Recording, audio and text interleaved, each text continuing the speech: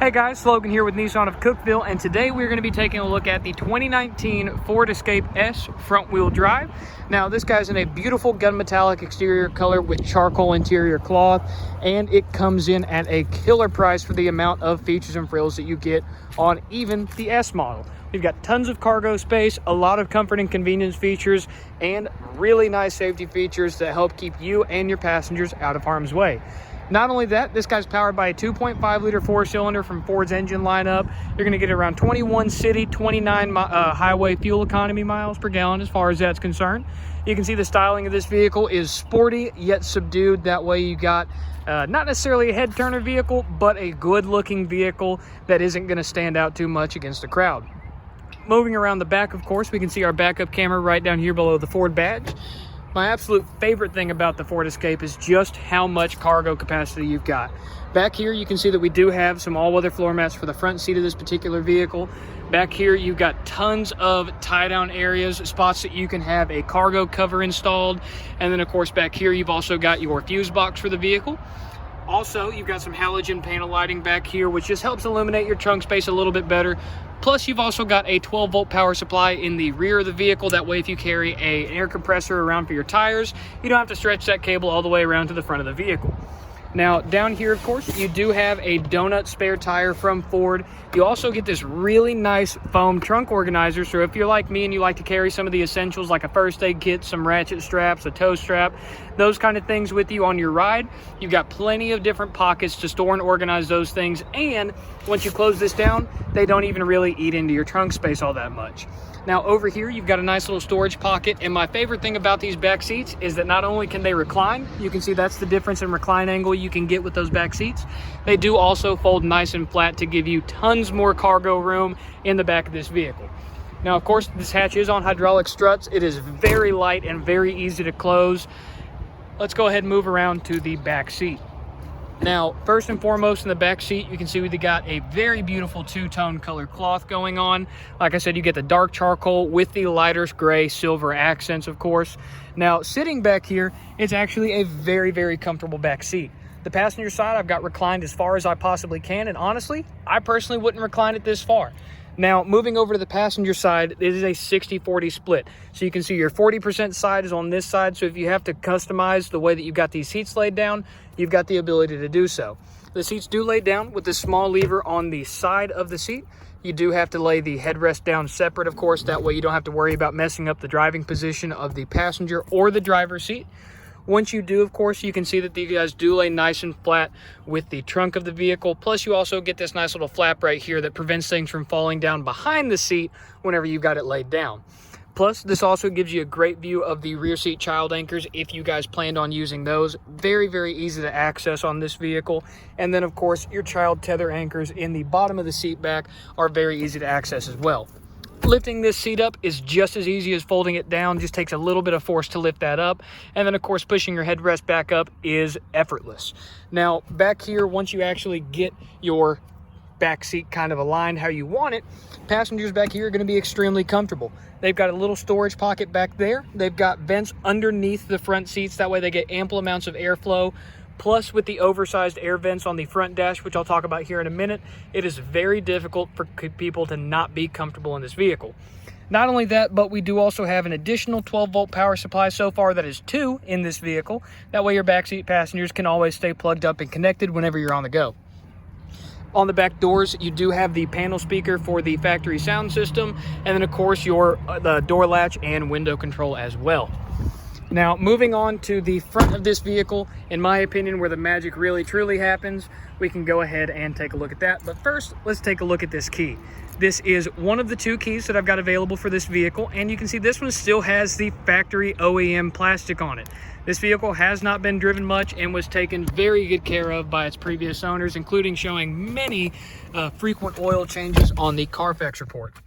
Let's go ahead and put the key in the mechanical ignition, put on the brake, and get everything started up. Please excuse the low fuel warning on this vehicle at the moment, but moving on from there, you can see that we do have tons of features even down here on the S model. Starting from the left and going to the right, on the driver's side door, you do of course have your vehicle lock controls for the entire door. Those are mirrored on the passenger door as well. The driver door does get all of your mirror controls and the full window controls for the entire vehicle. There are not automatic up-down for the rear. However, the driver's side is automatic on both the up and the downstroke as far as that's concerned. Getting all those rolled back up, and you of course do have the window lockout. That way if you've got kids in the back seat, you can kind of limit their access to the windows, and that is also really handy that it's actually got an LED built in there and you don't have to just feel for the position of the button. Over here on the left side of the dash where your left knee goes, you do have your headlight controls and your fog light controls as well. So you do have automatic headlights on this vehicle. Button on the left does pop open the hatch. However, since it's not a power lift gate, you do still have to finish opening the hatch by hand. And then of course, you've also got some dashboard illumination controls right there. On the steering wheel itself, your left side is going to be your cruise control right down here. This left little directional pad controls this advanced drive assist display right here, where you get tons of information about the vehicle as you drive. Trip 1 and Trip 2 are completely customizable with the amount of information that you can show on there. Personally, I'd probably keep this really nice digital speedometer pulled up. That way you don't have to read that analog gauge cluster right there. However, if you chose to, it is still a very easy gauge cluster to read. Left side, of course, is going to be your Tack. That's also where all of your warning lights are going to pop up. And down here, we've got some essentials, such as your fuel. Again, there is low fuel in this vehicle. And then, of course, your coolant temperature, which, of course, you want to monitor. Now, over here on this side of the vehicle, you do get all of your infotainment display, and your infotainment display is going to be up there kind of out of the way, but it's very easy to transition your view from the road in front of you to that display. So that alone will help you be a safe driver in this vehicle. Putting the vehicle in reverse, we do have a very nice backup camera. I'll zoom in a little bit, that way you can see it a little bit better. And of course, it does also have predictive steering. So as I turn the wheel to the left and the right, a little white line does come up and show me exactly where the vehicle is going to end up based on the angle of my steering wheel. And if I get in a little bit closer here for you, you can see that it does have the black dash line in the center. That way, if you attach a tow hitch to this vehicle, it'd be very easy to back this vehicle up to a trailer. Using these buttons on the dash of the vehicle, it is very easy to zoom in and out on this specific backup camera. Of course, if you touch the button, it does zoom into the back bumper. That way you can more easily line up that hitch once you get the trailer closer. And then of course you can zoom back out once you get everything hooked up and ready to go. On the gear shift specific, we do have standard park, reverse, neutral, drive, and then an S right behind that drive. That S is going to stand for sport. And then we do also have a plus and minus button on the left side of the gear shift to engage manual shift mode.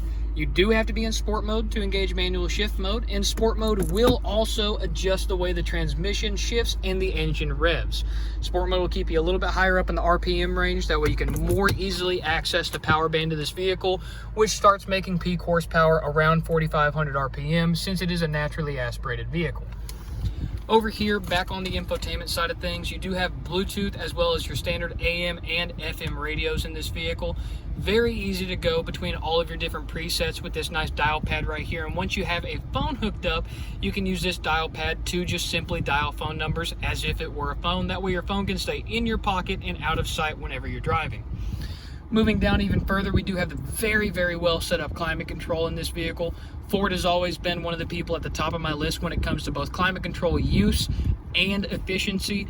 Very, very easy to use this climate control while on the fly.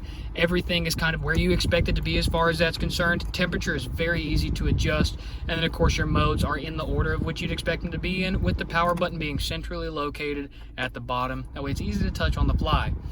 We do have a passenger airbag indicator just below that, as well as a hop button to control your traction control. If you look, you have tons of storage in this vehicle, as well as an additional USB port and another 12-volt power supply. So far, that does make 3 that this vehicle has. Behind the gear shift, we do also have the electronic parking brake. Main reason I love those is because people tend to overuse their parking brake a little bit too much and end up stretching that cable, requiring additional maintenance that they necessarily didn't need to have. Having your parking brake controlled by a computer just means the vehicle is going to apply it correctly, the right way, every single time. That way you don't have to worry about any additional services by having to tighten up your e-brake cable. In order to disengage that, all you have to do is put your foot on the brake and push down on that switch. The inverse to engage is just pulling up on the switch. No need to put your foot on the brake for that one. Very, very nice system. And if you park at an angle and the vehicle senses you need it, it'll automatically engage that parking brake for you. Moving on to some more storage-oriented functions of the vehicle, we do have a dual-stage center console right here. Top portion would be great for storing a phone, a pen or two, or just a simple notepad or some business cards. Closing it back down and pressing the other button to open it up, we do access the rest of the deep well storage in the center console, and our last but certainly not least, fourth 12-volt power supply in this entire vehicle. Closing the center console back up, and my honest opinion on this is it is a very nice center console. Plenty of squish in there, that way your elbow doesn't get uncomfortable for long rides, but it's not so thin that you and the passenger will be fighting over some armrest real estate. Very comfortable and easy to get two people to share this if that is a problem that you're currently facing with your vehicle. And of course, moving over here to the glove box, it is going to be a dampened open glove box. That way you don't slam it down and all of your stuff fly out. And this vehicle does contain the full set of owner's manuals that it came with whenever it rolled out of the Ford factory.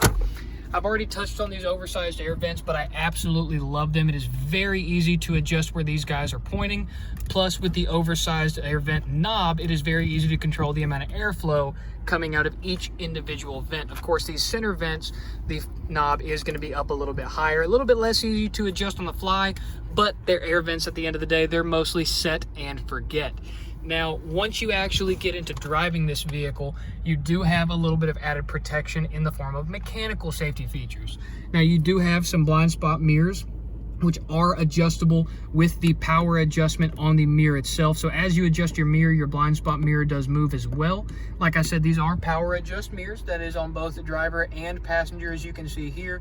Once you get your mirrors set up how you like them, it is very easy to see what's in your blind spots on this vehicle. Not that there are very many. The windshield brake of this vehicle and the very slim A-pillars make this a very nice vehicle to drive, especially when it comes to the safety aspect of it. You don't really encounter many situations where you can't see exactly what's happening in front of you whenever you're driving a new Ford Escape. I personally love this body style of this vehicle. Last but not least, we do have a manual adjust auto dimming rear view mirror, and then of course your sunglasses container up top, which is very easy to access and close. That way you can have your sunglasses stored out of harm's way. And then of course we've also got the microphone for the Bluetooth communication system on this vehicle. That way you don't have to shout at the top of your lungs just so other people on the other end of the phone call can hear you. With that being said, that's going to conclude my walk around of this vehicle. Hopefully you guys learned something about the all-new Ford Escape for 2019. Of course, like I said, this vehicle has got looks to kill. Very comfortable daily driver as far as that's concerned. And the fuel economy rating on this vehicle will surprise you and surprise you again and again with the lack of fuel you have to put in it. With that being said, thank you guys so much for taking the time to watch this video. Once again, my name was Logan with Nissan of Cookeville. Don't forget to leave a little like down below. Maybe subscribe if you like this type of content. Thank you guys. Have a fantastic rest of your day.